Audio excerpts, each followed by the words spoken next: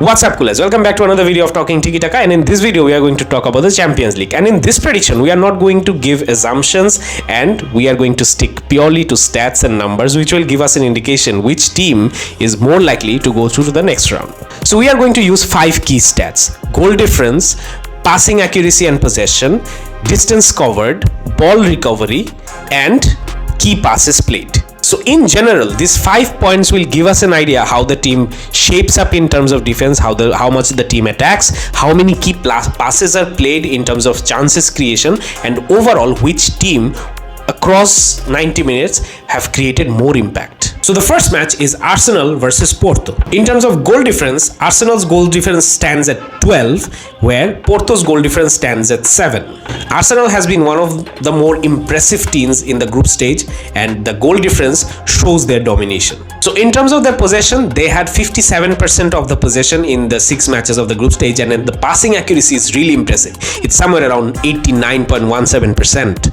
On the other hand, Porto's overall possession is at 48% and their passing accuracy at 85%. So in terms of the distance covered, Arsenal has collectively covered a distance of 725 kilometers in their 6 matches, and Porto has covered 743 kilometers. Now this shows that the players of Porto ran a little bit more than Arsenal, but that also comes from the fact that Arsenal had more possessions, so they required a little bit less than Porto to actually run. But this also shows, since the gap is very little, that Arsenal presses really high, and this creates a sort of impact on the next stat, which is going to be the ball recovery. So in terms of ball recovery, Arsenal recovered 204 balls and Porto recovered 213 balls. So far we can see the stats are somewhat, I wouldn't say neck on neck, but very close than in general what we would sort of perceive or expect from a Arsenal versus Porto match. It's not that unevenly matched, but in the key passes area, Arsenal again takes the advantage or takes the lead. It's 146 key passes versus 129 key passes of Porto. So in total we can say Arsenal edges Porto out just by a little bit, and also on the base of the form and everything we can sort of come to a conclusion that Arsenal are likely favorites to go through. So in the next match, PSG versus Real Sociedad. So this is a very interesting match in my eye. Let's see how the numbers really stack up. So PSG's goal difference is the second worst of all the 16 teams in the knockout stage, and their goal difference stands at only 1 goal. So they only scored 1 goal more than what they have conceded.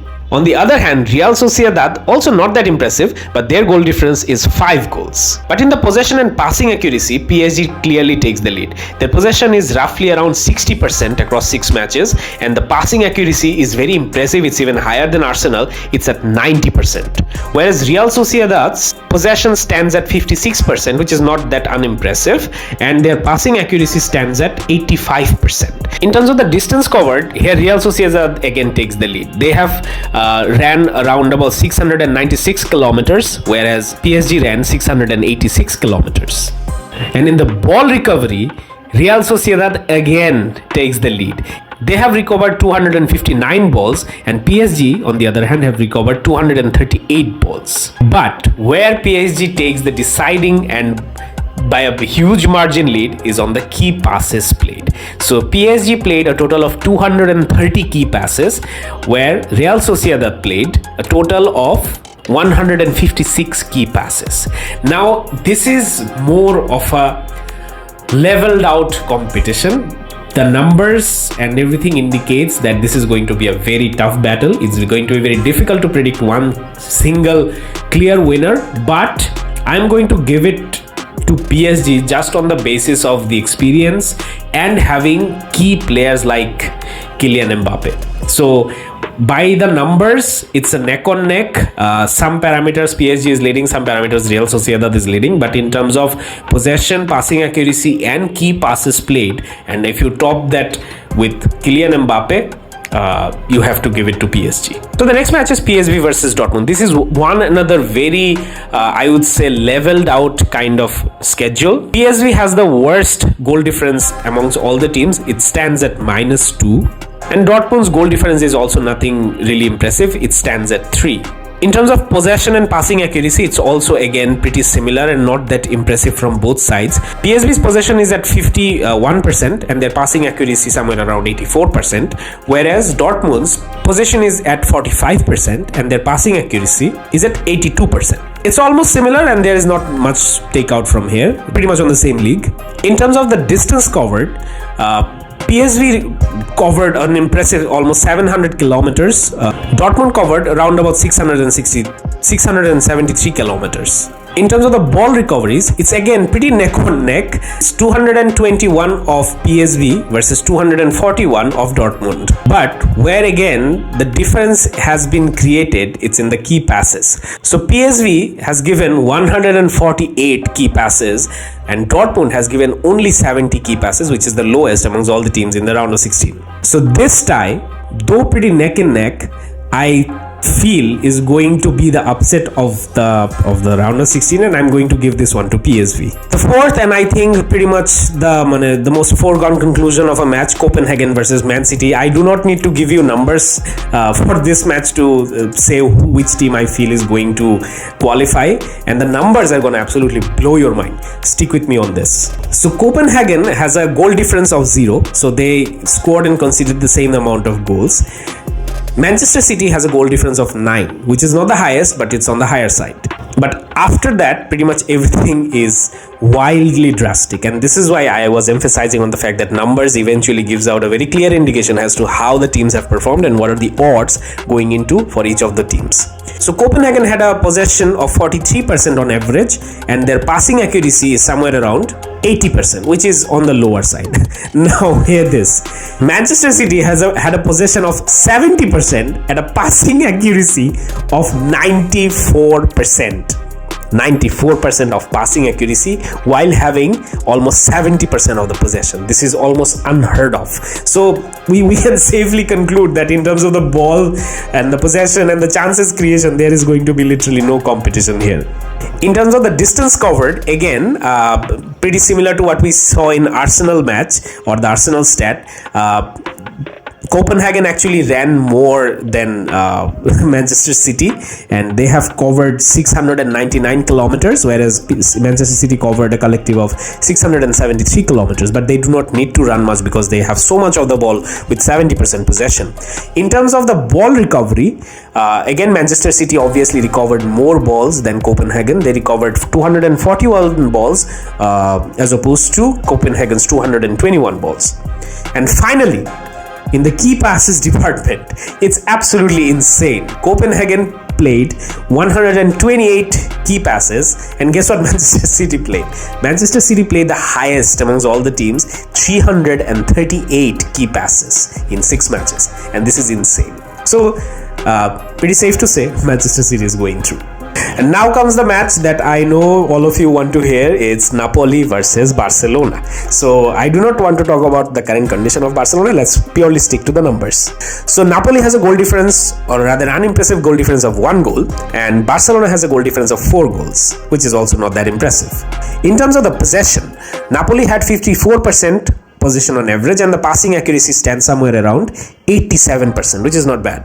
Barcelona, on the other hand, has been very impressive in terms of possession and also passing accuracy. Their average of possession stands at 60%, 61%, and their passing accuracy is at a very impressive 89%. So in terms of possession and the passing accuracy, we are not that bad in terms of all of the teams that have qualified in the round of 16. The distance covered, also Barcelona takes the edge. It's 732 kilometers of Barcelona versus 691 kilometers of Napoli. In ball recovery, Napoli just edges Barcelona with 221 balls recovered and Barcelona's 216 balls recovered. But where again Barcelona takes the lead is in the key passes played. So Napoli played a number of 151 key passes and Barcelona played 240 key passes. So according to the numbers, Barcelona is just ahead of Napoli, and if you go by the numbers, Barcelona is more likely to qualify.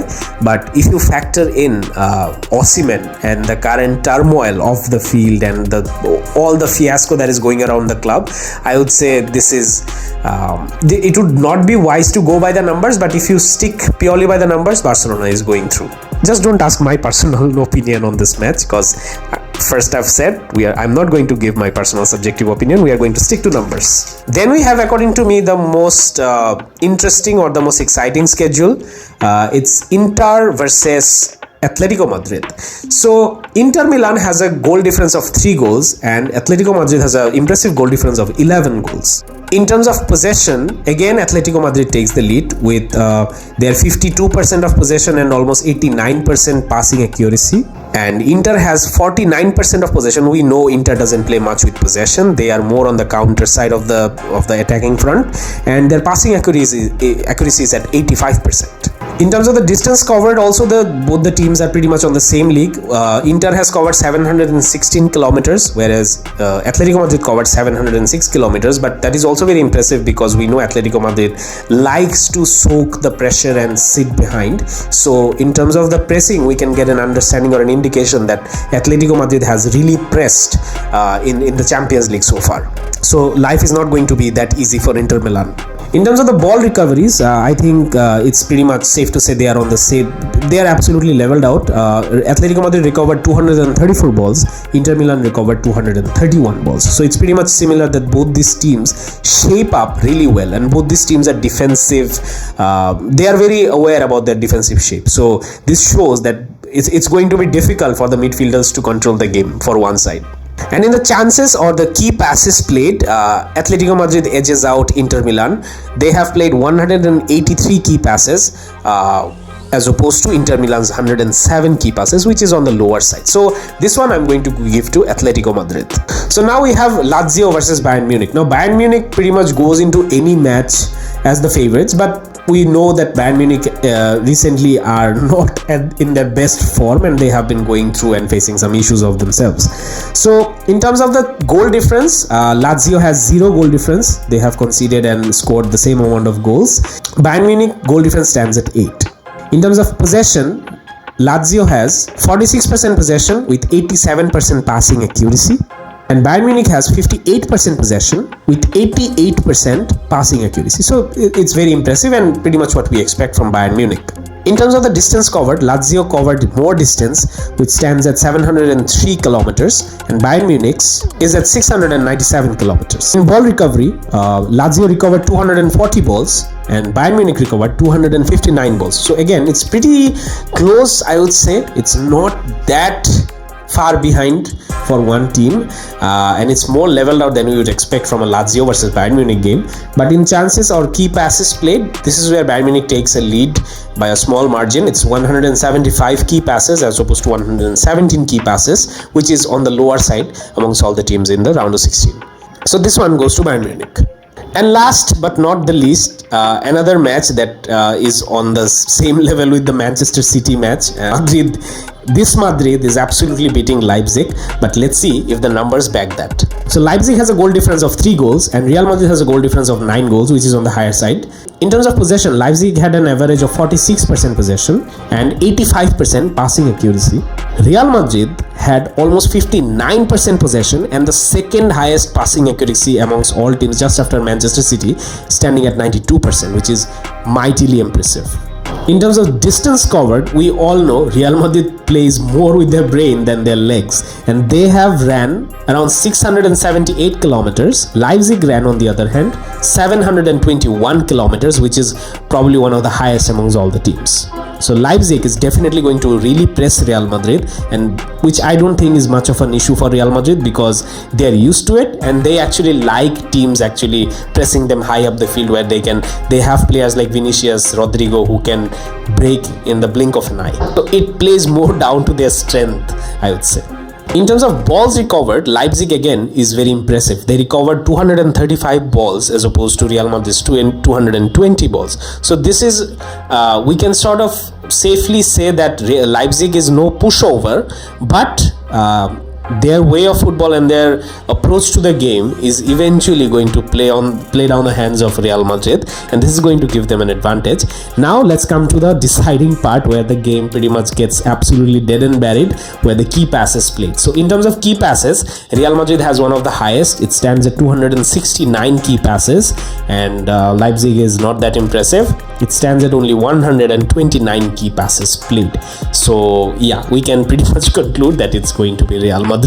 So this was the prediction based on numbers, and let me know how many of these predictions you really agree with, how many of you think numbers are not being fairly representing what the teams are playing, and let me know how you see the round of 16 being played out and who you see playing the quarterfinals of the Champions League. So I hope at least the prediction for Barcelona is proven right. But till next time, Iskal Barca.